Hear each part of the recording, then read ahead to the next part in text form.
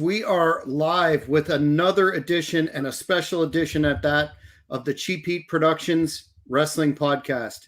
My name is Jack Kilby, Executive Vice President of Great North Wrestling. And tonight we have a man on that I've looked forward to interviewing for a while.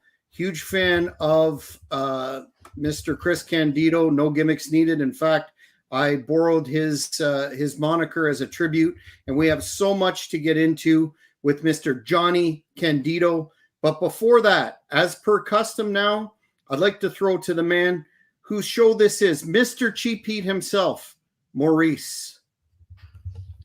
Johnny, if you're wondering why we do that, it's because Jack has got better internet than me, and it holds up the live stream better. So we're broadcasting from Dublin via Canada into the States tonight. And every show needs a right? So yeah, he's better at the intros than me anyway. Yeah. Nice. Well, thanks for having me on, guys. I'm really stoked to be on and answer any questions you have and tell funny stories and, you know, what it was like growing up in the wrestling business and becoming a wrestler later and everything in between. Yeah. We might start with that just because obviously I know your brother was highly influential in training you, but how late were you getting into the game? Was it a decision you made kind of near the end, or? No, so me and my brother are like extremely close, like crazy close. Like he used to take me to every ECW show with him. Even when I was younger, meaning like when he first went to WWF and he was 22 when I was 12, he was on a like crazy schedule, and he'd be like, all I cared about at that time was baseball. He'd be like, if the shows weren't local and I couldn't see him for a couple of days, he's like, all right, dude, the second I get back home, I'll take you to the batting cages. And if you'd get back home too late, the batting cages were closed, we'd hit baseballs in the parking lot. Like me and my brother were always just so tight, you know. And so did I make the decision because of my brother to wrestle? Yeah. So it was more like, so at a young age, I was always going to the gym. I wanted to be a boxer. Well, that was like my first thing. And I got into that, got trained in that. And I'm like, Cook. So his nickname is Cook. When I was a baby, I couldn't say Chris. I called him Cook. So our family called him that, and all my friends called him that.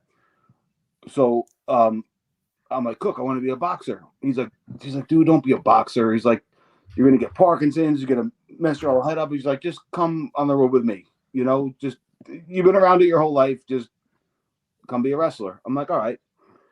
So how I got into the business was I started just going to the ring after, you know, when it got set up, taking bumps. And then he'd get in there with me. We do certain things. But also I just grew up in it. Like we live across the street from the beach. So we were always arm dragging each other on the beach, wrestling, tussling, suplexing each other, throwing each other over waves. So it was just natural. Like the first match I ever had was, I think my first between 5 to 10 matches was just against my brother. And I remember my first one, we were in Rochester, New York. I drove him up there. His car had a problem or something. And I drove him up there. And we get to the locker room. He's like, I don't really know any of these guys. I'll just work with you for the main event. I'm like, really? Is that like cool? He's like, yeah, it'll be fine. He's like, keep your ears open. For the finish, I'll miss the diving headbutt. You fucking get me a chair shot, 1, 2, 3, or whatever the finish was. So he was just bumping around for me, feeding, bumping. I was grabbing him, suplexing him left and right. And so since then, I just started, like, me into the business. It was just working with him. And then, like I said, him and Balls, his real name's John. So if I say John, I mean Balls Mahoney. So I started working with him, and then I would work with him and Balls because it's a lot easier to work with somebody that you really know. So I started working with them, and then after like 15, 20 matches, I just went off and started, you know, on my own wrestling. So yeah, it was a decision I made, and we figured, this was around when I was like 21, 22, and the two of us figured we would just be tag team partners later on in life when I got a little bit older. And that was kind of like our life's plan, you know? if before we get into some of the great stories and details that you have in terms of your experience in the business moving forward, I thought I'd ask you about the topic that has been on a lot of people's minds, both in the public and in the business, and that was the recent sentencing of Tammy Sitch, Sonny, and the comments that she made that hit a lot of us um, in a sour way, for lack of a better term, was when she mentioned your brother's death as the start of her downfall. I know the judge didn't buy it, and I'm sure a lot of the public were very disillusioned by that comment, if that was even possible with her. Just wanted to give you the floor to kind of clear that up, or give your thoughts, please. Yeah. So first off, when her sentencing hearing was going down, right?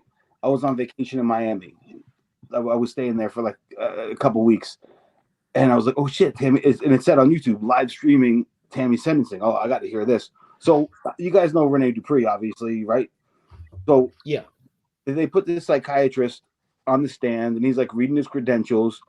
And I texted Rene, and I'm like, he's like, "What's going on in the trial with Tammy?" So I did the show for a little bit. I'm like, "Yeah, there's this psychiatrist on there. He's giving his credentials, but as soon as he, as soon as he says what's going on, I'll get back on." It's like stayed on there for 8 hours. So what she said when she first got on there, so first the whole, all right, I'll hit the PTSD thing first, because this one pisses me off. When she said,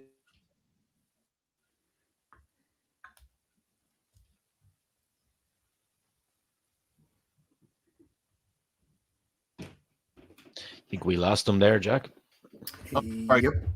Okay, you're back. You were just about to comment on the PTSD, Johnny. Yeah. So the PTSD to straight up, right? So when my brother like physically died, right? I'm at the hospital.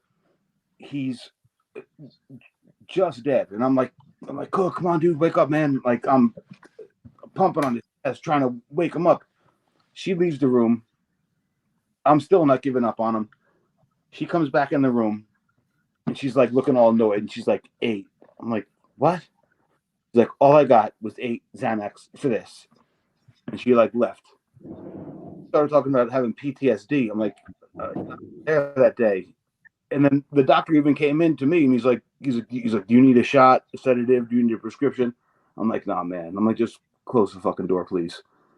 And so when she started bringing that up as her having PTSD, I'm like, "About what?" Because she acted like it was like nothing, And then, so, what I was saying was, right. So it was getting live streamed. I went down to the pool, put my earbuds on. I was watching it and listening to it at the same time. And the psychiatrist goes, she's had 7, 8 concussions. She's had compacted discs, slipped discs, in her back, broken bones, all this different pain, from her life on the road as a wrestler. And I'm like, she wasn't a wrestler. What the fuck is she talking about? Like, she's lying to this guy, Like, is this guy not fact check? Like, maybe she did a couple of those little cat fights where she rolled around with a girl, but she never, was out there like taking bumps and so I think someone came on and was like, "Are there any medical records?" Maybe it was, I think the whole day was for the defense, but someone asked, like, "Can we see medical records?" And the guy's like, "Oh, no, that's self-reported." How about the broken bones? Oh, that's self-reported. How about the slipped disc? Oh, that's self-reported. So she kept, saying all that, and also she kept saying about her going to be a doctor, right? And I remember this time because the two of them, my brother was going to Tennessee no matter what. That's all he ever cared about, was being a professional wrestler.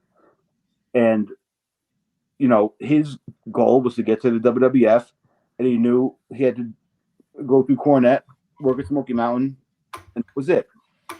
And And I remember Tammy. I remember hearing my parents and her parents and everybody talk that she had plans to go to Miami to be a doctor. And then my brother that night, I remember, or whenever, he was like sad. I never really saw my brother sad like this. And I'm like, Cook, what's wrong, man? He's like, oh, me and Tammy might break up.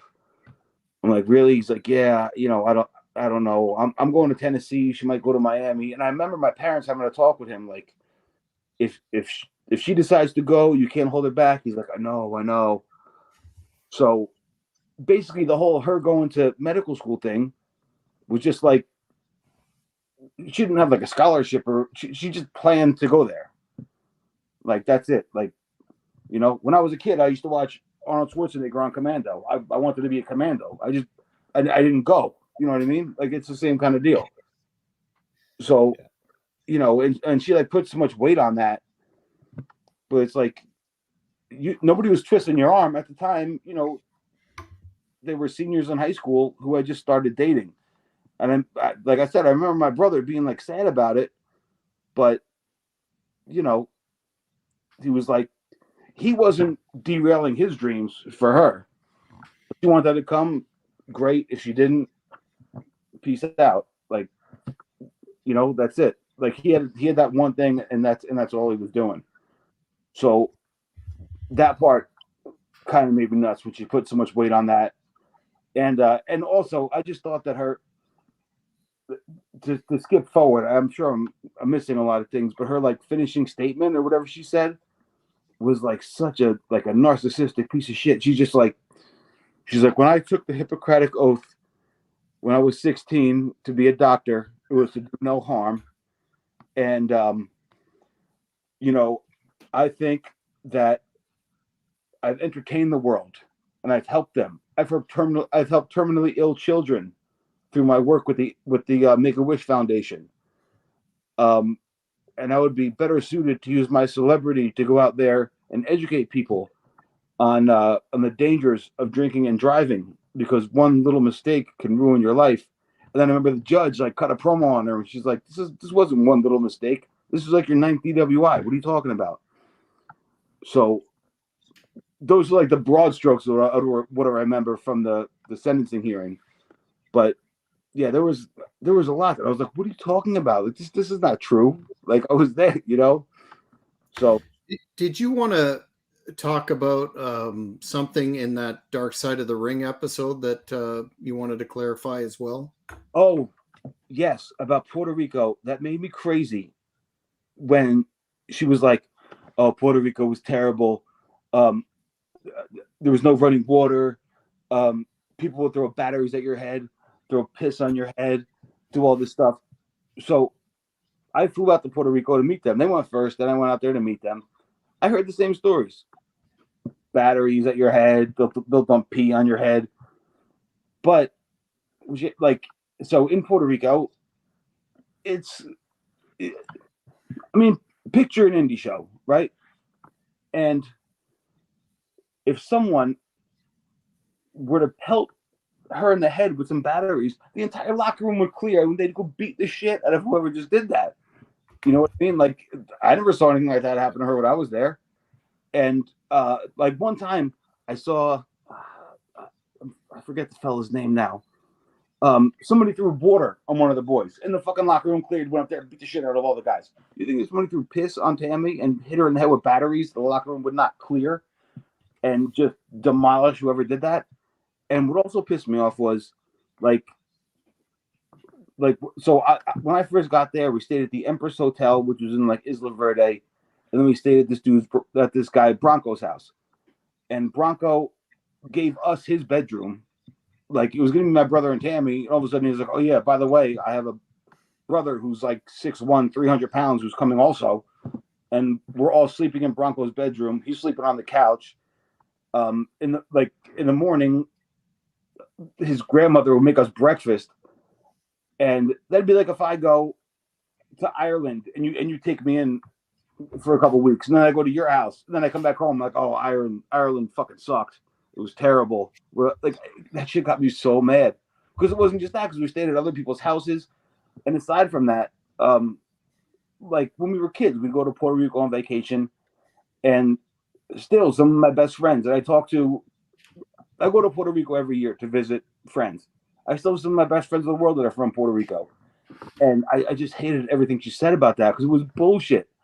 Like maybe up in the middle of the island, the water pressure is not the best, but the running sewage, the this, the that, the people pelting on the head with batteries. Like, you really think that would happen? Like, you guys have been around wrestling. Would that ever happen without a locker room full of people running, security and the locker room running up to beat the shit out of whoever did that? Like, come on. Like that just made me so mad that she was saying that because it's such clearly bullshit. I mean, people who don't know the business or haven't been around it might buy it. But like I said, I heard the stories too. The people, fans here are crazy. They throw spark plugs, batteries. They might dump pee on you. It's not true. I'm sure it's happened. You know what I mean? But not without the locker room clearing and a big brawl ensuing. So yeah, she's not just getting pelted in the head with batteries and nobody's doing it. I just didn't like how she said all those terrible things about Puerto Rico because like everybody there just like greeted us with open arms, let us into their house to stay as long as we wanted. Like I don't know, man. Sometimes she just likes to like rewrite history as it suits her, which has always just been, yeah. So I want to get that straight about Puerto Rico. Everybody there was great. It was everybody in the locker room kicked ass. The fans were freaking great, and that was it. Why would you try to make it something that it wasn't? I don't. Apart from that segment, Johnny, what was your overall thoughts on the presentation of that episode about your brother? So overall, I liked it. The message got across. The message that I wanted to get across was like, my brother was the cleanest person in the world. All he cared about was wrestling, lifting, eating right, this, that. And it was only due to him breaking his neck that he ever even touched a pill or anything like that. And like, I just needed people to know that, yeah, he went through that rocky shit, because when you suddenly discover these drugs that help you at a later age, you're like, oh wow, and you've never experimented with anything before, you might go off the rails a little bit, and he did, but then he stopped, and he got clean, and he was fucking, back. It was literally overnight. Once, like, me and him had that discussion. In the documentary, they kind of made it seem like we had that discussion in Puerto Rico, but we had it when he got back here about him when he was like saying, "Oh, the guys on the Indies nowadays." When I was 18, I was jacked. I was, going to Japan. I was going to Smoky Mountain. And I was like, yeah, dude, that's why you were standout. That's why you made it. I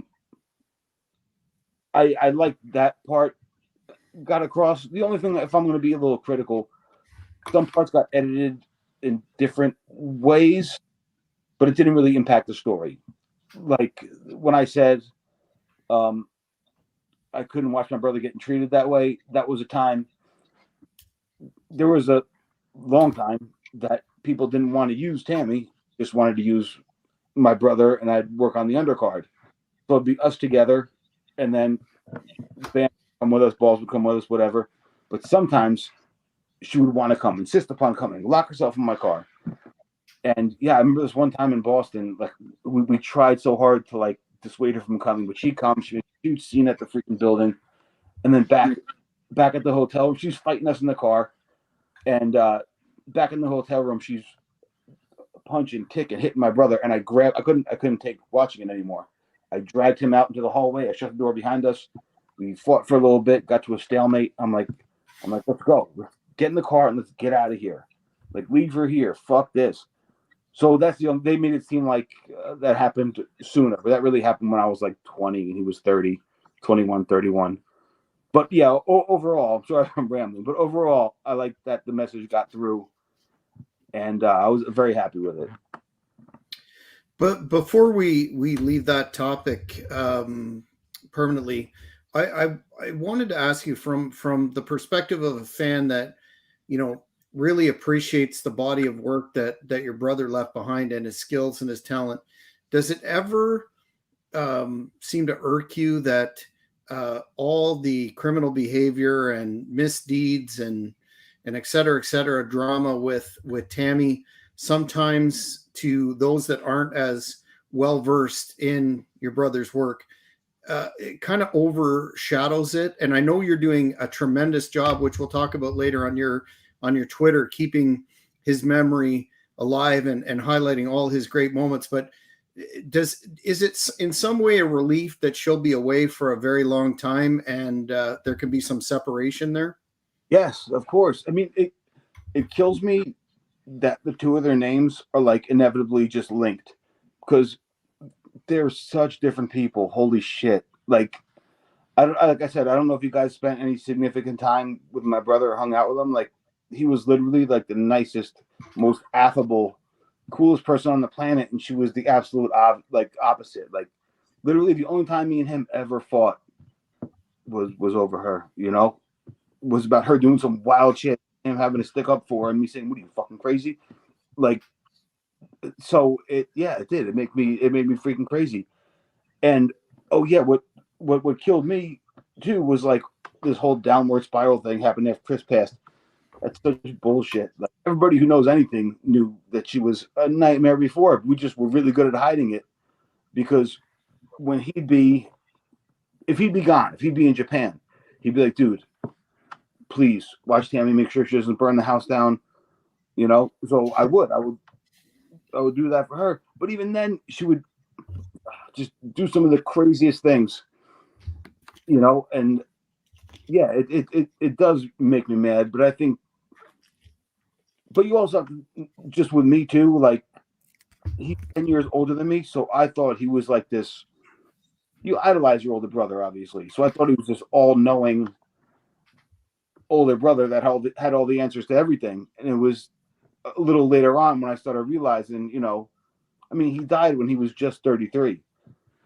So, you know, I'm in my 40s. My little sisters are older than 33, and I still look at them like they're little, you know. So, but no, that stuff did make me crazy. And if I had been a little bit closer in age with him and not 10 years, I would have been able to have been like, yo, especially with the cheating stuff.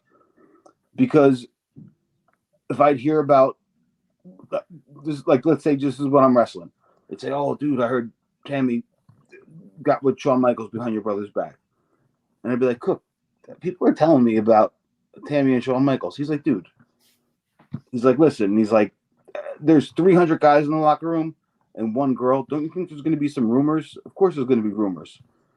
And I was like, "Yeah, you're right. There must be rumors."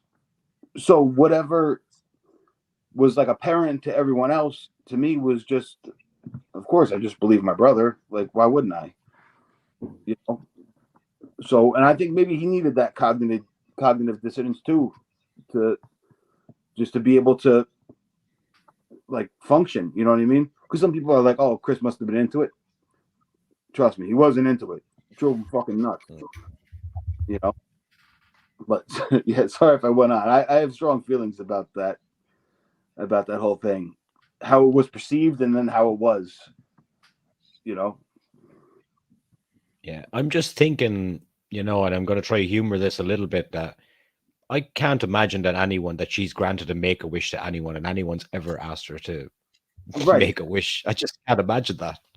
She's one of those people who, like, she'll just make shit up. Like, you know what I'm saying? Like, she's like, "Yeah, I was a fucking champion ballroom dancer and I bred Siamese cats." Like, she'll if she doesn't know, she'll just lie or just make up some type of fantastic, crazy story. Here's like a real one, for instance, right? Anytime Tammy drinks, she wants to drive and she wants to fight. Like, it's gonna be crazy. And I remember, so it shows you how nuts things were at the time. My one buddy, we're a very close knit community. So I have like a lot of friends and acquaintances. And my one friend, after the Dark Side of the Ring thing, he's like, "Oh, dude," he's like, "I always tell people the tornado story." I was like, "What the fuck's the tornado story?" He's like, "You don't remember the tornado story?" I'm like, all right, now I do. So here's the tornado story. We're hanging at my brother's house. Me and a couple of my buddies are on the porch hanging out. Tammy's gone, right? She's gone for a little bit. Everybody's like, where the hell is she? Or my brother is anyway. And she comes walking back. And we're like, where's the car? She's like, oh, it's down the street in the ditch because I was driving home in a tornado, picked the car up, flipped it through the air. It landed in the ditch, and it's right there down the street. Like, there was a tornado, really? And we walked out. We're like, we've been on the porch the whole time. She's like, yeah, there was a tornado. And then me and my buddies walked down there, and of course, there was the car upside down with the hazards on. So we just called a bunch of my friends to come flip the car back over and, got it out of the ditch. But, yeah, man, there was, like some people say, like, oh, this person can't drink. Tammy can't drink. Like I made the mistake. My brother was in Japan. I was 20. It was around like 11:30 midnight. Me and my buddies ran out of beer. We're like, who can get to buy some beer? Tammy, of course. So I go pick her up. The only place that's open is a bar that sells packaged goods. I'm like, yo, Tammy, here's some loot. Go inside and get us 2 30 packs, whatever. So I'm waiting. She's not coming out. She's not coming out. I'm like, fuck this. I'm going inside. So I go inside. She's at the bar. She's drinking. I'm like, Tammy, you get our beer already? She jumps away from me. There's a bunch of guys playing pool. She goes to the pool table and she slaps the balls all over the place. They go all over the ground. The guys playing pool were like, yo, we're gambling on this shit, you psycho. And they started, they're like, yo, bit. So now I start getting into it with these guys. I'm like, don't talk to her like that. So me and these guys are about to fight. Then my friend Sue, who happens to be there, trying to defeat things, goes, Tammy, I've been to your house. You have a lovely house. She goes, you've been to my house? Turns to me, bang, and starts attacking me. So I'm trying to carry her out as she's beating the shit out of me. And now here's the cold part, right? I'm driving with one hand. She's in the passenger seat. I'm blocking punches. We get back to the house. She sits down. I sit here. And she goes, I feel really bad about what happened before. Can I give you a hug? I go, yeah, you can give me a hug. I go to give her a hug. When you're giving somebody a hug, you don't really pay attention. She goes, palm striking right in the fucking nose. She goes, palm strike. Al Snow showed me that. I go, ugh. I ran over to a door and just, bah, bah, bah, bah, bah. I put like a million holes in it, ripped it in half, and left the house. I was so pissed. But yeah, she can't drink. Anytime she drinks, it's mayhem. But yeah. I mean, I can laugh about it now, but it's not like, I'll tell you what, when she got arrested, like one of her last times, and she wrote, I'm out of jail, the Taminator's back. I'm like, now she's embracing this shit. I'm like, something bad's going to happen. Like I thought it might be her crashing into a pole or a tree, but, to hear that she like killed some poor guy, like it literally made me sick to my stomach. I was like, holy shit. Like, so yeah, like that part obviously is so fucking terrible. And I think the judge gave her 17 years and then 8 months probation. But then I know she still has open cases in Jersey and Pennsylvania, so those don't just go away, right? I mean, those stay. So I don't know, man. Yeah, I'm happy. Long story long. Yeah, I'm happy she's behind bars and can't hurt anybody else or get drunk and crash into her. Yeah. It's just unfortunate that so many people could see this coming, and it had to end in an awful tragedy. Notwithstanding her involvement in Chris's WWE run, which you can't separate the two, but what were your thoughts on that gimmick, that Body Donis gimmick, and the whole deal there? Because it seemed to be quite a departure from those of us that were familiar with his other work to take on that persona. What were your thoughts on the gimmick, and do you know his? Yeah, I was gonna say I know his better than mine. I mean, he was like, you know what? So he saw this as him kind of paying his dues. He was a young kid, born in 1972. So do the math. 95, he was 23, 22, 23, 96, 23, 24. He saw it as paying his dues. And then when that ran its course, he was helping train The Rock, had The Rock's first couple matches with him, was helping to train Mark Henry.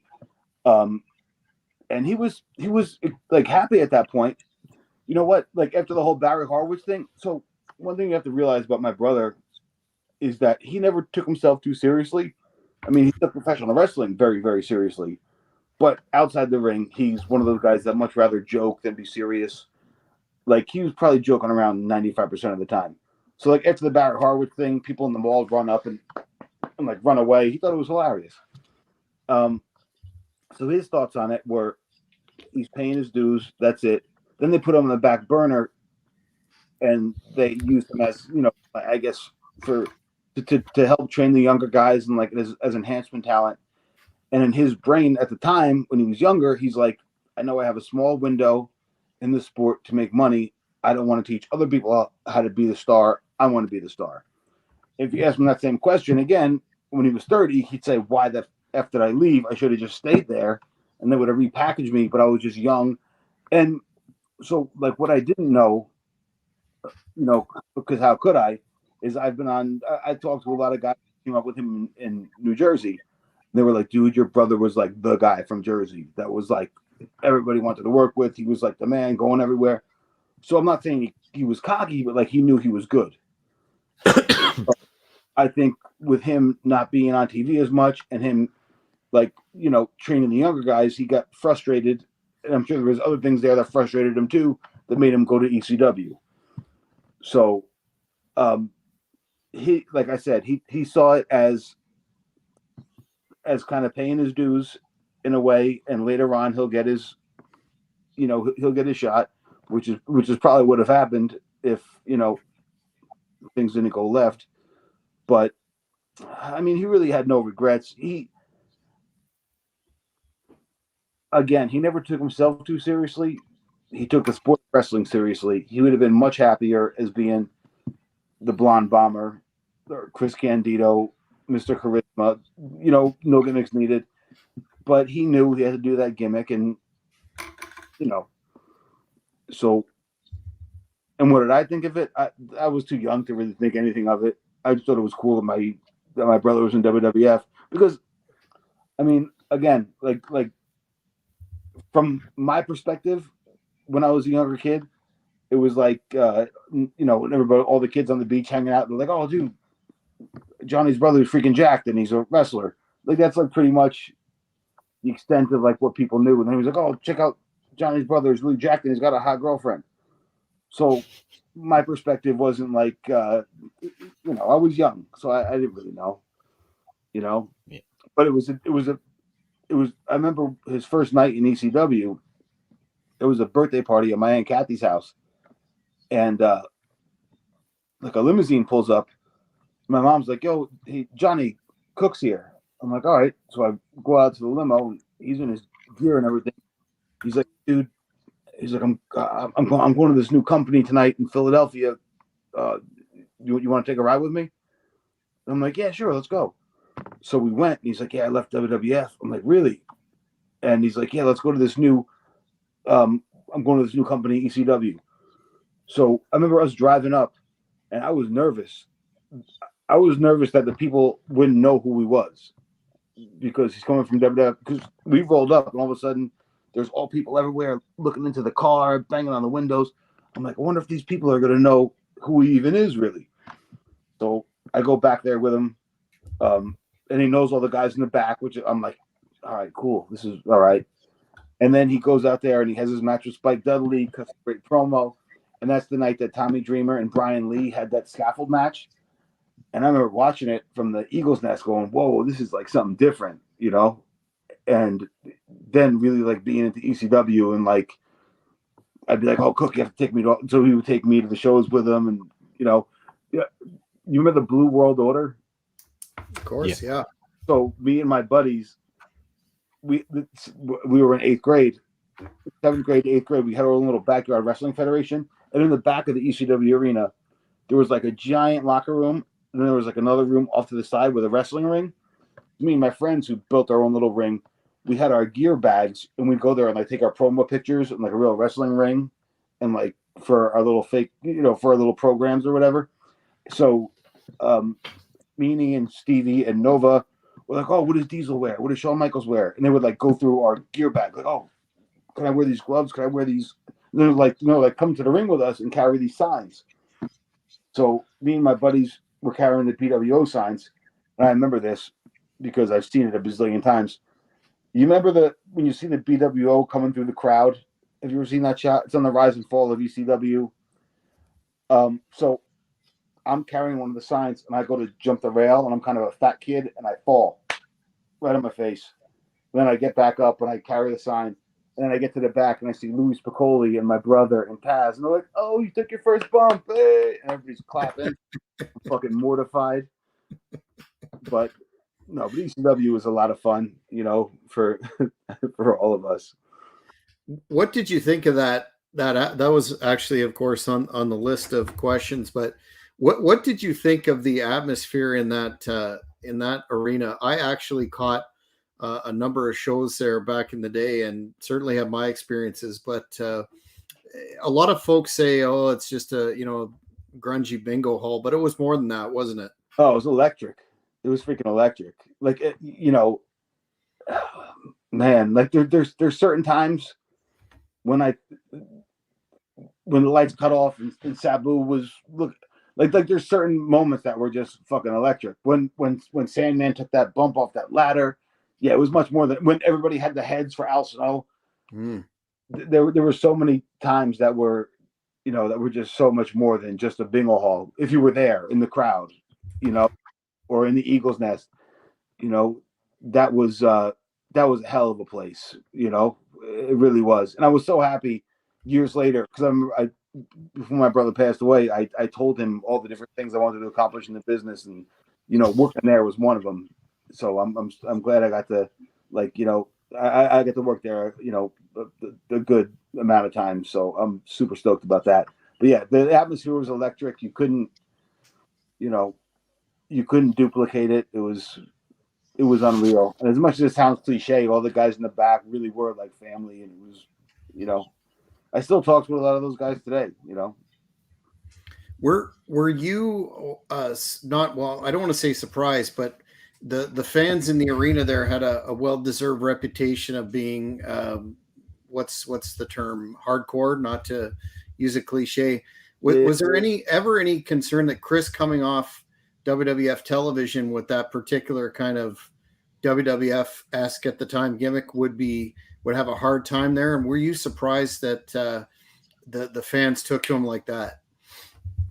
No, I wasn't, because there he wasn't bodied on a skip. There he was himself, and that kind of shone through in his work. And he didn't have to play that caricature. He could wrestle like he did, like he wanted to.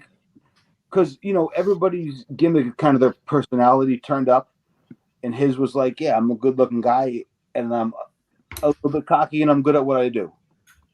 And he just kind of exemplified that when he went out there to wrestle. And I think the people they kind of understood that what it was. Being a Body Donna, it wasn't his choice. But being Chris Candido, no gimmicks needed, he could be himself. His finishing move, the powerbomb of the top rope, when people saw that, when I saw that, I'm like, my God, and just his work rate at the time, and he got to control a lot more, because when you wrestle under a big promotion, you can only do X amount depending on where you are on the card. So yeah, his work got to really show through, his personality and how he could be serious but do something silly in a match, like take a Ric Flair bump right in his face or do something, and it would still be topical and not take away from the match and make it too like haha. And yeah, I feel like he really got to shine, when he was there. What did you think about it? You enjoyed his time at ECW? I feel like that was probably was probably his happiest. Right when he got to WWF was actually, I think that was him like reaching a goal. As you know what I mean, as far as like career wise.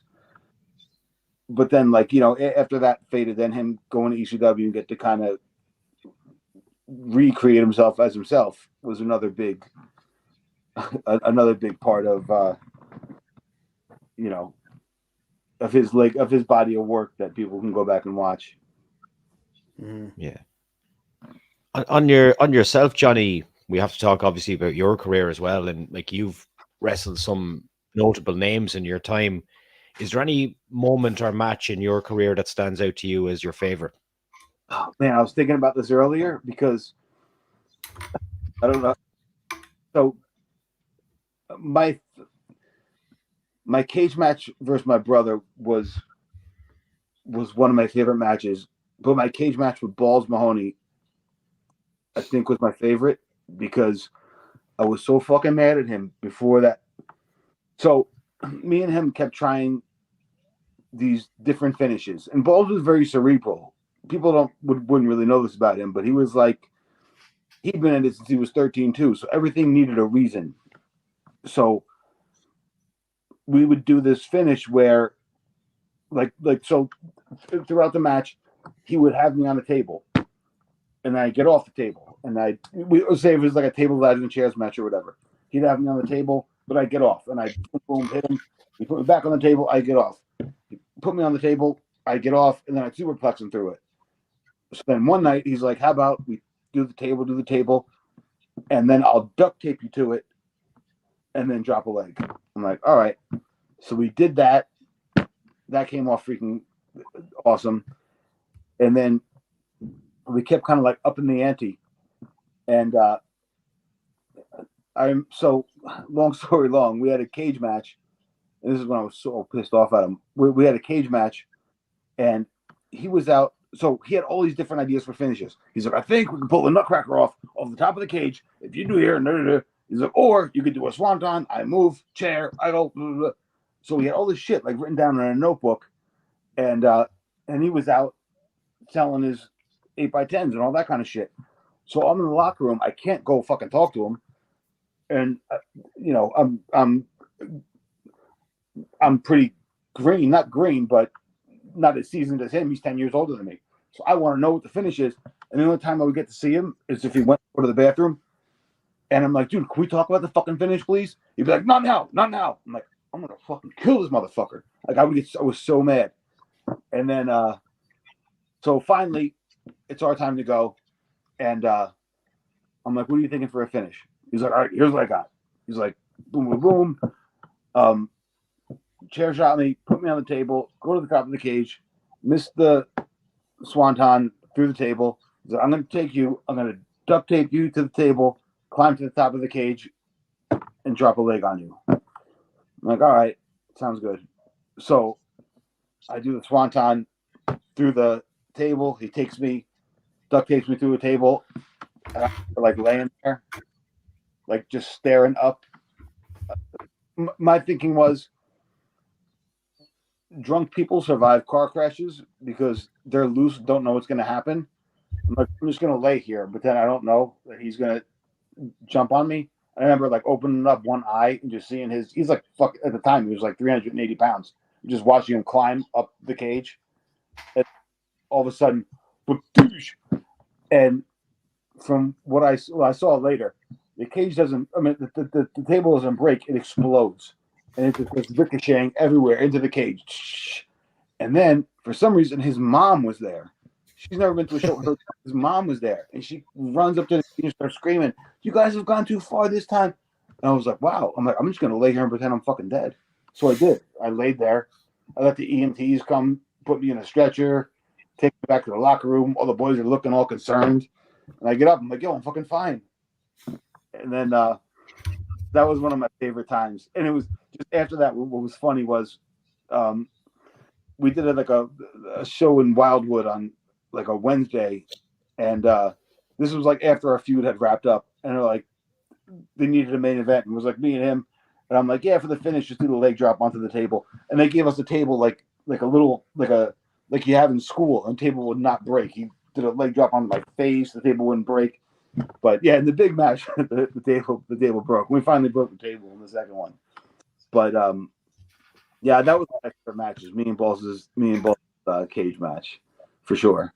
And then getting to wrestle him at the Meadowlands for WWE in front of like my hometown crowd, which was really crazy because I was like laying on the beach earlier, like a bunch of like friends and who were 5 years younger than me, and their friends. And then I get to the ring, and I look into the crowd, and they're like, "Johnny, what the hell?" And I'm like, "Yo, what up, fellas?" And it's like guys I saw on the beach like 2 hours ago, you know. So yeah, a lot of my favorite matches were with John, and of course with my brother too, you know. So I have a ton of them. I can keep going, but are we going to address the? We alluded to it before we hit record on the podcast today. The spirit of Chris in Balls' house. You might have some insight into that. all right. So where to start with the spirit of Chris in Balls' house? Is this Balls telling you this? Because no, I heard this. I heard this at a show in Dublin that Tammy done about 15 years ago, and she tried to call Balls to verify it during the show. All right, so she might have been working. I don't know, but Balls was very like, I'm a Wiccan. I can talk to spirits. I can do it. So me and my brother was like, what do you think Balls does when he's just like sitting home alone? We're like, let's go find out. So me and him like parked our car, like creeped up to his house like fucking Navy SEALs, and we looked through the window, and Balls was sitting there eating one slice of bologna with a fork and knife. Me and my brother start cracking up. We're like, oh my God. So my brother goes to the window, taps on it, Ball stops, goes back to his bologna. So me and my brother are watching this, right? And then finally I go, boom, boom, boom, boom, boom. I knock on his windows, we run away. The next night we're like, let's go over there. So we go again. I like take his garbage cans lids, boom, I knock them together. So anyway, we're going to our parents' house, and we pass by Balls' house. He's like, hey, come here. So we're like, what's going on, man? He's like, JC, Chris. He's like, my house, there's spirits in it. I see them at night. There's two men. They're what the hell did he say? He's like they're I'm forgetting the word.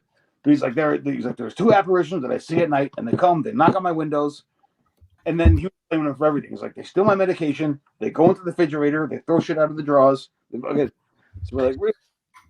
So then we kind of had Balls convinced that his house was haunted, because anytime if we would like drive around that area like late at night, we're like, let's go look in Balls' house. So we would go look, and he'd be there like reading a book on the couch, and we just like fucking knocked. So I think it was more her working, because we were like, because you know he was so easy to get a reaction out of. So you know, I mean, my brother's spirit could have come to him. I mean, my brother's in my dreams like 4 out of 7 nights a week, and we have full conversations. So I definitely believe that, you know. So I don't think it's work. I think she might have said it as a joke, because we used to mess around, you know, and pretend that that Balls' house was haunted. But there is some substance to the story then, for sure. Yeah. Yeah, if anything, his like not to get all weird with you, but I have like some dreams I have with my brother. A lot of them are like reoccurring dreams. When, like I said, we spent so much time together, where I'd be like, it'll just be like a regular day, you know, and me and him will be he'll be in my dream, be like, yo, dude, what's going on? Hey, man, what's happening? And then I'm like, yo, wait, where the fuck have you been? I haven't like seen you in a minute. He's like, oh, I'll be around. I'm like, hold on, I have to call mom. And then I'll wake up. And then I'm like, what the fuck? And then I'll have like some crazy ones, you know. But no, his spirit's definitely around. Some of the stuff that's happened around here. He has a bench on Spring Lake Beach that he's had since he passed away, like a bench with a placard on it. During Hurricane Sandy, all the boardwalk, everything got torn up. There was nothing there except his little plaque that said, in loving memory, you know, our son, our brother, our champion, by the beach. his little placard just rolled up onto our block.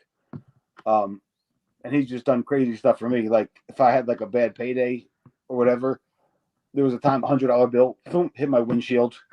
There was another time money was blowing down the street. I won 10 grand on a Back in Black scratch off. Like he just like hits me with different things here and there, you know, to let me know that he's watching. You know, That's cool. yeah, for sure. I noticed you worked a lot of legends in latter stages of their career, King Kong Bundy, Snuka, Valentine. But I also noticed you had a match against Lex Luger in 2006, and just wanted a two-part question. Is it difficult to work, or was it difficult to work those guys, you know, given their tenures, and specifically was Luger some of the way that we hear he was at that point in time with you? So the older guys, no. I mean, like so you guys obviously all your people who listen are like smart, right? Obviously. So the guys like Snuka, and a lot of the guys could still go, but I would be like, listen, I would like to those guys, I would say I have an idea. How about we do this? We'll fucking, you know, we'll tie up. Obviously I'm the heel. We'll tie up. I'll get right on you. Boom, boom, boom. Break your eyes. I'll go to the corner. Stinger splash. I'll do the fucking strut. I turn around. Just bump me. Shoot me in. Give me a big backdrop. And then I'll go to the outside. Fuck around for a little bit. Neck wringer over the top rope. Get on him. Miss a swanton or a moonsault. But then bump me.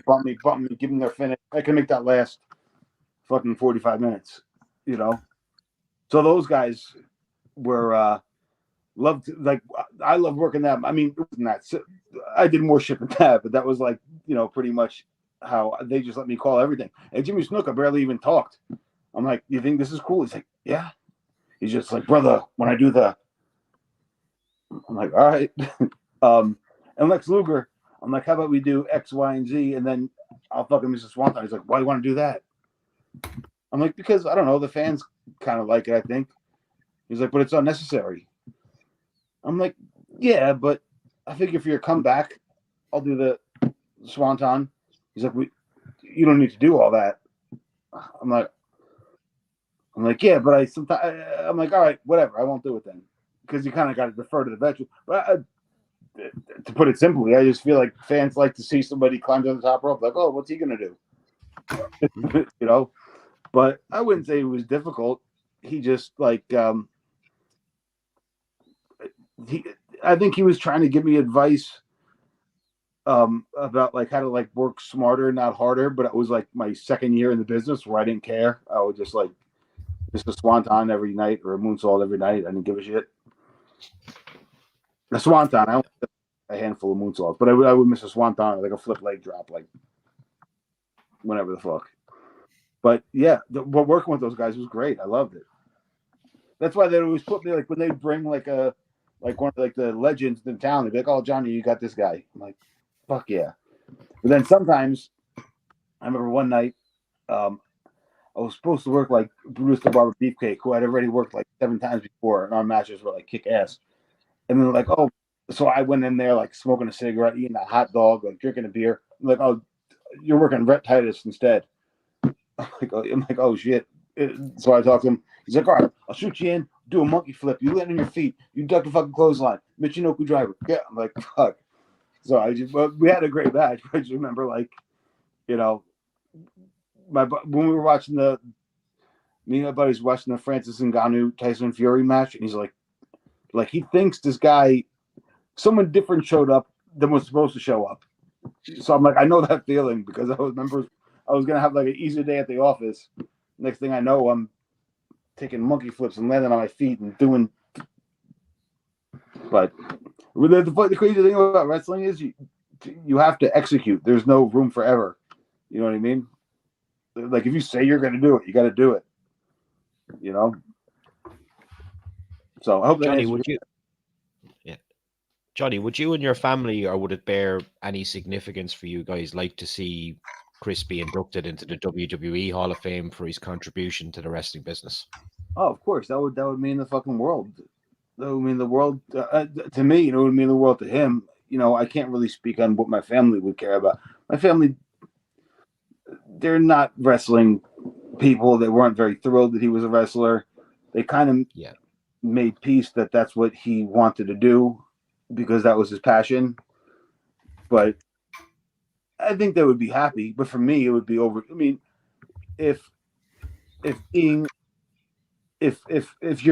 passion for the business was like a metric of who should be in the Wrestling Hall of Fame, my brother'd be up there with freaking Ric Flair. You know what I mean? So yeah, that'd be unbelievable to see him, you know, in the Wrestling Hall of Fame. You know, I mean, had he zigged when he should have zagged with women, he probably would be. He'd be alive today. You know, no doubt about it. Well, as they say, hindsight is 2020. You mentioned your match against Balls in 2005, that tag match with Axel. Wanted to ask you how that came about, and all of the fans of the channel love to hear about guys and any of the encounters that they might have had with Vince McMahon at the time. Oh, so Vince remembered me from when I was a kid. It's weird. It's like he never forgot a face. All right, so how that happened was, like I said, I was on the beach, and I had seen little shit on message boards, but Balls and Axel went there, and Damian Adams was there, and this is what Balls says. I forget how it went before this, but Damian Adams is kind of a smaller guy, and Balls, yeah, Candido's brother, because at the time I was like 23. Like, he's totally raw. He's like 6'1", 280, good looking kid. Get him here. And I had like the long, flowing blonde hair. So I'm like on the beach, just like chilling. And Sergeant Slaughter called me. And he's like, "This is Jonny Candido. Can you get to the Meadowlands?" I'm like, "Yeah, sure." And then I hear Balls like, "Hey, what are you doing? Get here, get here, get here. Now, get here. Bring your gear." I'm like, "Fuck. All right." And so I go up there. And then as soon as I get there, they're like, "Oh, good, kid. You're on first." I'm like, "All right." So I get with Balls and Axel. I remember, so we talked a little bit. I remember Axel saying, he's like, "Dude, this shit's just easy." He's like, "Just don't fuck up." All right, thanks for that. But then, so Vince, as soon as I walk in, Vince goes, "Jonny, fantastic." I'm just like, fuck. Well, actually, I had been there with my brother prior to that. So we had seen Vince. And I remember like me, my brother, and Scotty Too Hottie and Taz were standing around. Vince was like, "Hey, fellas, what's going on?" Like, fucking remembered us. Or remember me and my brother, the two of them were there. But I remember my brother and I being like, because this was like right before he got hired to TNA. And he's like, "I wonder if he just thinks I just work here still. And I could just come." We were just like, you know. But yeah, he's like, "Oh, Jonny, great to see you." And or he goes, "Jonny, fantastic." And then Shane McMahon was the one who was really like, he's like, "Oh, kid." And also, it was so when I first, like I said, I roll into the building, I go hang out, and I know a lot of the guys, obviously, so I'm saying my hellos, you know, doing my proper wrestling etiquette, say hello to everyone, and I'm sitting down, I'm talking to Jericho, because I'd known him for a while. He's like standing in a door jam, and Shawn Michaels sits down next to me. We give each other like a little handshake, and then, you know, I'm getting ready to go out, and Jericho looks at Shawn Michaels like, "Candido's brother," and he kind of looks at me like, you know, wondering if I'm going to give a shit, you know. And at the time, it was after my brother died, so I didn't know him. Because prior to this, when we were at WWE, my brother would always be like, "Listen, maybe I'm like a little bit more aggressive than he is." So he's just like, "You see Shawn Michaels, don't fucking do anything thinking you're doing me a favor." He's like, "Be fucking cool, be nice. You know, I haven't been perfect either. So if you did something, who gives a shit, really? If it did or..." So I was just like, "Hey, what's up, dude?" And then, yeah, so just what sticks out about that match was and also they're like, so Shane McMahon was like super stoked. He's like, you know, giving me a back massage and shit. She's like, "Come on, kid, shake it up. I want to see all your stuff." Da, da, da. And then, so when you get back there in like the gorilla position, they call it, they're like, "All right, 30 seconds. 20 seconds, 10 seconds, 5, 4, 3, 2, and then you go through. So then we had that match, and there was like Balls and Axel, and everybody was so stoked. And then Axel ended up that he wasn't going to be able to work there anymore. So Balls, this is right after my brother died. Balls was like, JC, me and you were going to be a tag team. Me and you. And so I got, on one hand, I have Balls screaming in my ear because he's like, I already talked to Shane McMahon, meaning. And he's like, he said we can tag. I already talked to him. And then I have my parents in my other ear going like, if you, they're like, we can't go through it with another son. Like, we don't know what we're going to do if you decide to take a path. Like, and then also, Sabu was there at the time. Sandman was there at the time. So if there was like a show in anywhere in New Jersey or Philly or PA, I'd get a call from Balls like, where are you? Why are you not here? And then I get a call from Sabu or Sandman like, kid, what are you doing? Why are you not at this building? All right. So I kind of had like 1 foot in, 1 foot out at that time, but yeah, all the time they were super cool. Everybody kicked ass, I had a great time. And, how many people get to say that, they started wrestling and got to work for WWE, which is something really cool. I do wonder what would happen, but I also realized that like a lot of my friends from that time are fucking dead, along with my brother. Yep. And I was kind of on the same path. So, that's why, what? Me and my brother, we were in the car, and he's like, what are your goals in the business? Like, it was one of the only times he was ever, like, really serious. We don't, like, people always ask me questions about my brother's career and what he thought about this and what he thought about that. And I'm always never talked about that kind of shit. We would just, like, talk about what's going on at home, make fun of our friends, fucking, whatever. Talk about lifting, this guy. And then one time, he's like, what are your goals in the business? I'm like, get to WWE before I'm like, I'd like to work for WWE before I'm 25. I'm like, because you got there when you were like 22. I'm not like crazy as you, but so I'd like to get there like a little bit later, like 25. And I'm like, I want to work the ECW arena, and I want to be NWA champion. So like after that, I did all those things within like a year and a half radius. So I kind of feel like that was my brother, pulling the strings from heaven, getting me to knock those couple things out. And then that way I could, because like I said, who knows with I said, there's only a couple of the guys from my brother and my brother's time that are, a lot of them are passed, and it fucking sucks. So I probably would have been there with them, Well, Johnny, like we suspected, we've burned through this hour, and it literally feels like we've just scratched the surface. Hopefully, you will be available to come back to do a part 2, because I have a load of stuff still to discuss with you. But just to end this particular episode, I touched on it at the start. You really are doing a tremendous job on your Twitter, keeping your brother's memory alive, honoring him, educating fans that may not have been as fortunate as me to see him wrestle live, et cetera. But what, I know this is a tough question, but if you had to dilute it down to, or delineate it to a specific aspect of his contributions to the business, and again, that's difficult, I understand, but what would you want fans to remember the most, or what do you think is his most proud or monumental aspect of his legacy that he left behind? Kind of hard. It's kind of a loaded question, but just think about a kid, who that's all he ever cared about in life. Maybe compare it to someone who wanted to be in the NBA since they were 7, younger, 3, and then my brother getting that chance to have his dreams like within reach by the time he's out of high school, and then he finally, is on the cusp of attaining. His dream was to get to the WWF and be a WWF wrestler. That's all he wanted to do when he was a kid.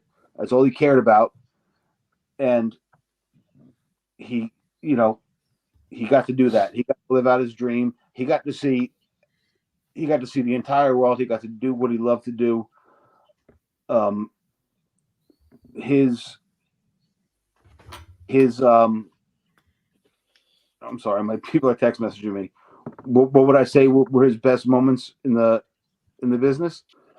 Well, if you had to pick one, what would you say his most prominent or proud accomplishment would be for his legacy for future fans to remember him by?